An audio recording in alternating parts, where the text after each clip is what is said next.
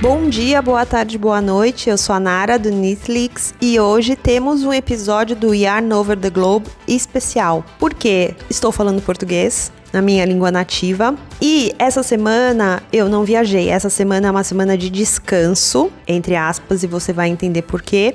E eu queria mostrar um pouco do meu cotidiano quando eu não tô viajando. Eu tenho tentado ficar no mínimo 5 dias, mas tem sido mais corrido que isso, aqui em Lisboa, onde eu moro. Eu quero mostrar um pouco o que eu passo, as coisas que eu faço, coisas do dia a dia, mostrar um pouco a correria, o meu planejamento original e o que agora eu tô percebendo da vida como ela é, o que o Instagram não mostra, e também algumas outras coisas, reflexões que eu faço, curiosidades também.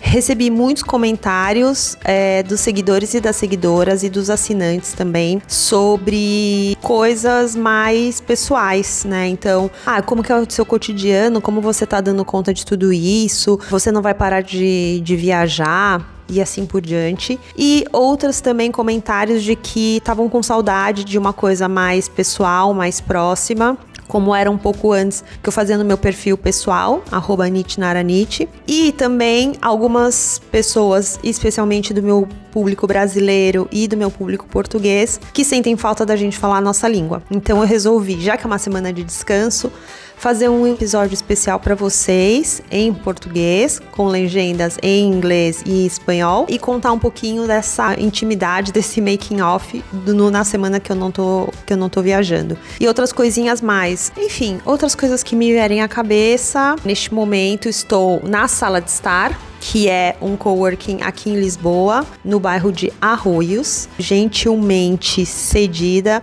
pela Inês Costa, minha amiga, que está fazendo aniversário hoje. Beijo, Inês, muito obrigada. E vamos lá. Pro nosso roteiro desse episódio especial, eu não fiz muito roteiro, então eu vou falar um pouco, em linhas gerais, o que eu pensei e os pensamentos e as reflexões que eu tenho tido diante dessa jornada de volta ao mundo por meio de manualidades. A primeira coisa que eu gostaria de mencionar são os prós e os contras. Os prós: é tudo muito bom, ou seja, viajar é uma delícia, conhecer novas pessoas, novos lugares, novas formas de viver a manualidade, porque cada cultura tem a sua forma. Os países e as pessoas, os makers, os artesãos e artesãs também têm formas diferentes de fazer cada tipo de manualidade, e isso tem me interessado muito. Tenho encontrado pessoas muito interessantes, maravilhosas no caminho, e a viagem nem começou direito, né? Então, realmente, culturalmente falando e do ponto de vista humano, tem sido muito bom, porque eu tenho encontrado pessoas muito diversas, de origens diversas e que veem as manualidades de formas diversas. Para mim, isso é uma das coisas mais importantes, porque como vocês sabem, eu comecei no Instagram e comecei aqui no canal KNN, no YouTube, porque eu quero conhecer os humanos por trás das manualidades, né? Eu tenho interesse no tricô, no crochê, no bordado, no spinning, em tudo isso, mas eu tenho muito interesse no ser humano que está por trás disso e o que levou esse ser humano a começar a fazer aquela sua arte e como que essa questão humana se materializa dentro da sua arte. Então, desse ponto de vista tem sido muito, muito bom e eu tô gostando muito de ter essa experiência. Outra coisa muito interessante é que eu tenho visto diferentes materiais e diferentes artesanias, diferentes manualidades. Então, isso me faz pensar sobre o tamanho desse mundo que a gente vive, né? De fazer as coisas com as mãos, de como as pessoas procuram isso, e esse universo é muito maior do que eu pensei quando eu comecei lá com tricô durante a pandemia no Brasil. Isso é tão interessante. No Brasil, a gente acaba vendo muito mais tricô, crochê, bordado, punch needle, mas a gente não vê tantas pessoas fiando ou fazendo manualidades diferentes, ou eu pelo menos não fazia parte da minha realidade. E agora que eu tô fazendo essa viagem, pelo menos começando aqui pela Europa, eu tenho visto muita diversidade em todos os lugares. Isso é muito bacana, porque eu vejo que o nosso universo é muito maior do que eu esperava, assim, do que eu imaginava e do que eu pudesse imaginar. E por que isso? Todas as vezes que eu converso com pessoas de manualidades diferentes ou estilos de manualidade diferentes, eu vejo como elas enxergam o mundo e como isso é relevante para elas. Então o crochê e o tricô, por exemplo, tem um significado para mim que é muito próprio, mas que eu percebo que às vezes é bastante comum para outras pessoas que praticam essas mesmas modalidades. E eu vejo que quem pratica outras modalidades talvez não tenha essa visão, então eu tenho achado isso interessante. Talvez quando acabar a jornada e a volta ao mundo, eu perceba que tem um denominador comum mais geral, mais genérico. Mas por enquanto eu tô achando muito diverso e heterogêneo. Isso tem sido enriquecedor e tem gerado muitas reflexões da minha parte. Agora, falando um pouco das coisas que eu pensei que fossem ser mais fáceis, mas se demonstraram mais difíceis. Eu com a minha equipe, a gente fez um planejamento de tentar seguir os festivais que eu já vinha sendo contratada para fazer o itinerário desta volta ao mundo. Como agora, com o arrefecimento da pandemia, todos os eventos voltaram com força total, existe um pequeno espaço de tempo entre um e outro, um evento e outro. Então, eu tô tentando, como eu disse na introdução, ficar 5 dias no mínimo aqui na minha casa em Lisboa, mas eu tenho percebido, diferentemente do que eu tinha planejado, que isso é muito pouco. É um curto espaço de tempo e tenho me sentido bastante estressada em relação a isso. Quando eu vou cobrir um evento ou vou fazer uma viagem e volto pra casa, eu ainda tô na adrenalina do evento. Ou seja, eu tô super animada, super agitada, com todos os pensamentos e sentimentos que estiveram comigo durante a cobertura do evento. E vocês sabem, né, gente? A cobertura do evento é uma loucura. Eu tenho que fazer gravações e materiais e conteúdos para quem me contratou e também pro Knitleaks, pro YouTube, né, pro Yarn Over the Globe, pro Humans of Fiber, toda essa plataforma de informações que o Knitleaks significa. So, I'm ready to begin the day. Look at this. Oh my god. It was almost falling. Então, realmente é bastante coisa e mesmo eu me considerando uma pessoa multitarefas, é bastante complicado. A sorte é que eu tenho um time muito bom e que não me deixa esquecer das coisas e amigos e amigas também muito bons que nos próprios locais me ajudam a fazer várias coisas. Obrigada, amigos, obrigada, amigas, obrigada, time. Então, tem sido, assim, isso facilita bastante. Mas quando eu chego em casa, eu ainda tô nessa vibe, nessa vibração agitada. E eu demoro mais ou menos 2 dias para me acalmar, para voltar ao meu estado natural, que não é calmo. Também tem essa questão, né, que eu não sou uma pessoa calma. Quem me conhece sabe, mas eu fico, assim, um pouco agitada demais e para voltar demora um pouco. Também junta o cansaço, junta o excesso de pensamentos, porque durante o evento você pensa em várias coisas ao mesmo tempo e tudo que você vê vira conteúdo. Você acha interessante, e aí eu mando mensagem para minha equipe, a gente troca ideias e às vezes o plano não sai como a gente imaginou, às vezes não, sempre o plano não sai como a gente imaginou, 100%, é bastante interessante. Então quando eu chego em casa, o que eu faço? A primeira coisa é tentar ter uma boa noite de sono, descansar, e outras coisas cotidianas, tipo lavar roupa. Agora na Suíça, como vocês viram no último episódio, eu fiquei 2 semanas, quase 15 dias por lá. Uma semana me dediquei ao festival e a outra semana eu me dediquei aos arredores de Zurique. Fiz um dia um bate e volta para a Alemanha para visitar a Tracy, uma amiga minha que eu fiz no festival, e depois fiquei tentando descansar, mas ao mesmo tempo correndo atrás das pendências. Quando eu cheguei aqui em Lisboa, a minha mala não estava bem, estava explodindo de coisas. Basicamente roupas sujas e coisas que eu adquiri ou ganhei no evento e na minha estadia na Suíça uma semana depois. Então, o que acontece na prática? Eu chego, a minha mala explode, as várias malas explodem, né? Porque tem a mala grande, e tem a mala de mão, e tem a mochila com os equipamentos. E aí, gente, é basicamente fazer 3 lavagens e secagens direta na máquina de lavar e providenciar para que tudo esteja pronto, ou pelo menos o que seja necessário esteja pronto para a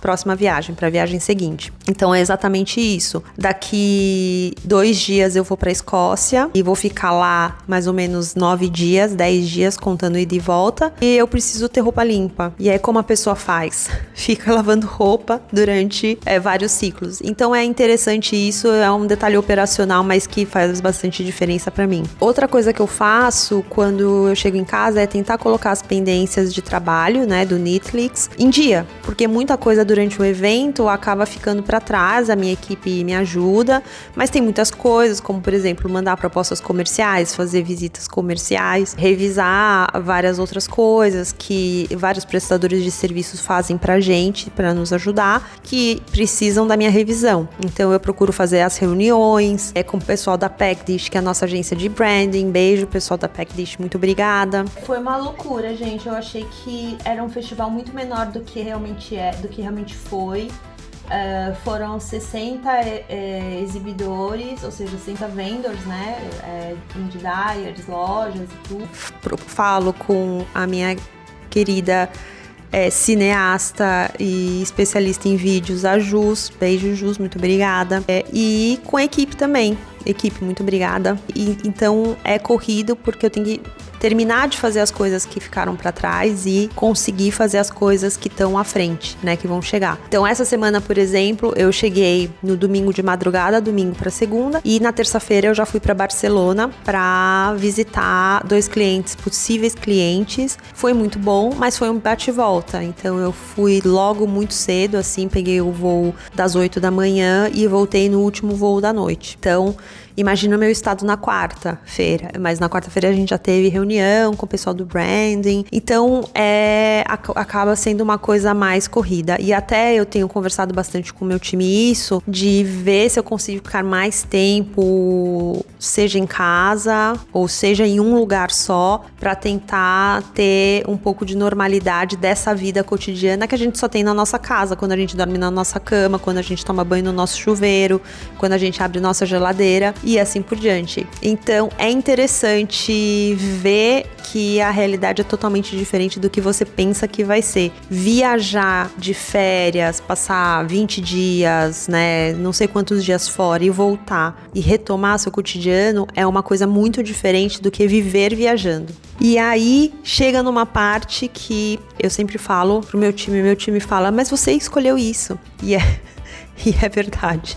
Gente, eu odeio fazer mala. Desde sempre. Eu sou aquela pessoa que posterga fazer a mala até o último instante. Então, muitas vezes eu tô arrumando a mala na madrugada do meu voo, porque eu realmente fico postergando.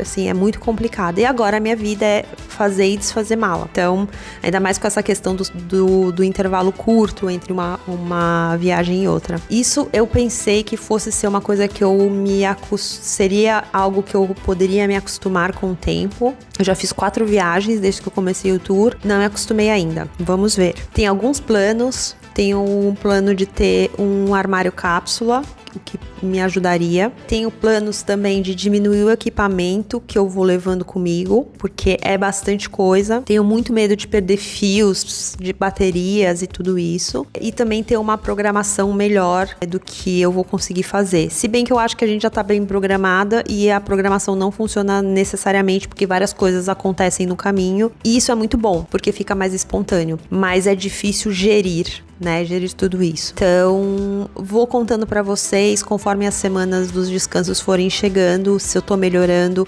nessas questões ou não. Agora, um momento cabeção, um momento de reflexão. Quando eu me pergunto sobre por que eu comecei a fazer tudo isso, eu penso lá no início, quando eu comecei a tricotar, na pandemia, porque eu tava trancada em casa e eu podia trabalhar remotamente como advogada, e o quão bem esse tempo de meditação com tricô, que eu estou pensando somente em como fazer o ponto e não errar aquele ponto, ou fico imaginando como aquela peça que eu tô tecendo vai ficar maravilhosa, ou a pessoa que vai receber vai gostar, não está presente mais comigo agora, nessa realidade. Então, eu fico pensando muito nisso. Ora, eu comecei a fazer o tricô porque eu queria um tempo pra mim. E eu consegui muito isso. Eu consigo quando eu tricoto ou crocheto, que são as coisas que eu mais faço, né? Dentro das manualidades. Eu sei costurar, mas eu não costuro porque eu não tenho máquina aqui. E hoje é a coisa mais rara que eu tenho. E então, eu fico refletindo se eu fiz tudo isso pra ter tempo. O que eu tô fazendo agora? Que eu não tenho mais tempo.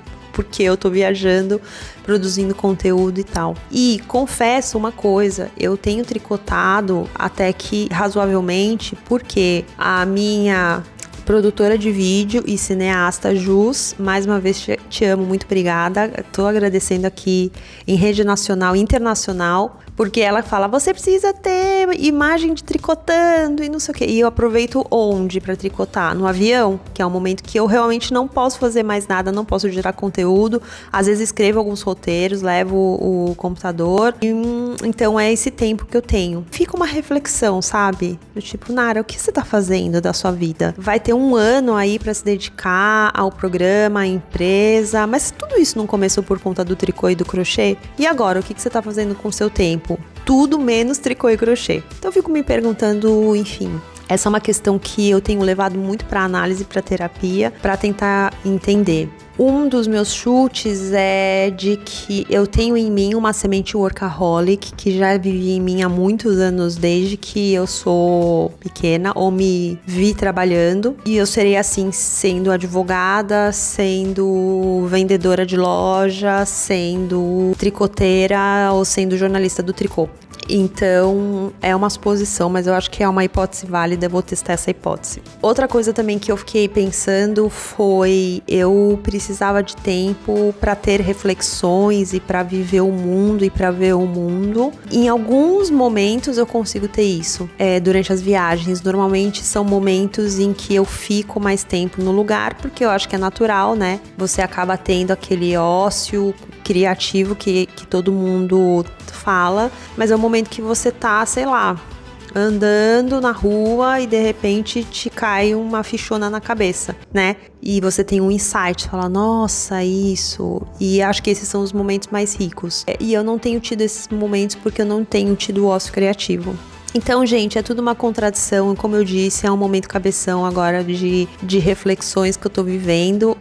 Mas eu acho que ao fim e ao cabo da jornada, talvez isso faça algum sentido pra mim. Talvez. Mas é uma coisa que eu penso bastante, sabe? Que eu tenho pensado bastante se é algo contraditório, paradoxal ou não. E se for, tem problema? Não sei, acho que não, né? Não sei se eu quero ter razão, ser coerente ou ser feliz.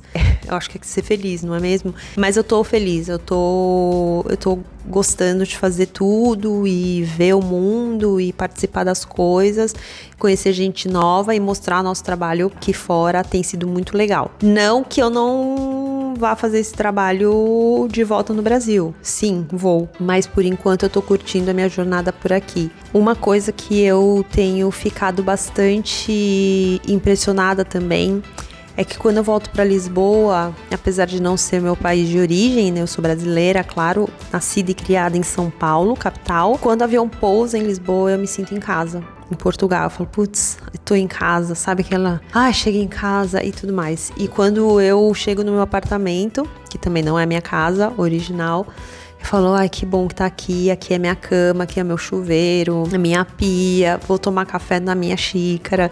Isso é muito interessante. Que em algum momento você chama um lugar de casa, não necessariamente sendo esse sua parada final. Eu fico pensando muito nisso, assim, o quanto morar aqui em Portugal me dá esse conforto, seja porque nós temos culturas similares, é natural que seja assim, a nossa língua é a mesma, apesar de termos várias coisas diferentes. Eu acho que o acolhimento das pessoas também é diferente de outros países da Europa. Querendo ou não, a gente faz parte de uma grande comunidade das manualidades, dos fios, das fibras, mas quando você volta para sua cidade base, vamos dizer assim, você tem momentos corriqueiros com seus amigos, suas amigas, você acha realmente sua tribo, eles acabam sendo sua família. Eu tento ficar com eles quando eu tô aqui em Lisboa ao máximo, isso me dá uma sensação de pertencimento, estou no meu lugar. Não que eu não tenha essa sensação de pertencimento quando eu tô com a galera das manualidades, porque a gente tem uma coisa em comum, este interesse,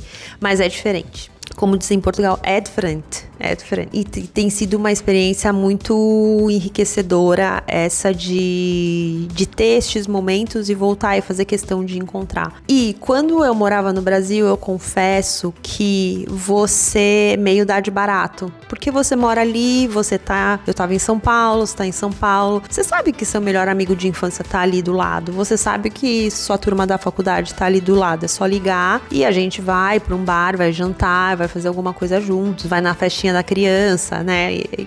Esses programas da vida adulta. Mas aí, justamente por você saber que eles estão sempre lá, você acaba não exercitando isso, pelo menos eu sou muito ruim nisso. E aí você acaba não se encontrando, seja porque é muito longe, ou porque você sabe que, vamos deixar pra uma próxima, a semana que vem eu tô mais livre, aí chega a semana seguinte você ainda não tá mais livre e vai empurrando com a barriga. E quando você tem a sensação que você vai estar por pouco tempo dentro da sua cidade, como é o caso aqui de Lisboa, eu falo, não, eu preciso encontrar com essa amiga, eu preciso encontrar com aquela, porque logo eu vou partir de novo e eu não sei quando que isso vai acontecer. Esse senso de urgência de encontrar com as pessoas tem sido uma coisa diferente pra mim, porque é algo que eu não tinha quando eu morava no Brasil. É interessante também notar isto. Acho que a minha relação com a família também tem isso. Como vocês sabem, eu tenho sobrinhas pequenas que sentem muito minha falta e eu sinto imensamente a falta delas. Então eu tento ligar pra elas sempre que possível, falar pelo vídeo, e uma das coisas que mais me doem, assim, é ver que a cada dia elas estão crescendo e estão mudando